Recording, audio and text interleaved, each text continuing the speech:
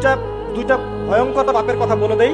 এই দুইটা পাপে যারা আসক্ত হয়ে আছে তারা তওবা করে ফিরে আসলে পরেও সারা জীবন তাদেরকে এটা সাফার করতে হবে। কথা বুঝতে পারছেন না? তওবা করে ফিরে এসেছেন মনে করে, তারপরেও আপনাকে সারা জীবন এই পাপের ফলটা ভোগ করতে হবে। এক, মাদকদ্রব্য দীর্ঘদিন সেবন করেছেন, তওবা করেছেন, ফিরে এসেছেন, আল্লাহ হয়তো মাফ করে দিয়েছেন, আল্লাহ পাক মাফ করে দিয়েছেন, বাট আপনি আপনার দেহের যে ক্ষতিটা করে ফেলেছেন এটা পোষাতে পারবেন না। এক নাম্বার। দুই, তখন আপনি যদি বিয়ে করেন আপনি স্ত্রীকে সন্তুষ্ট করতে পারবেন না।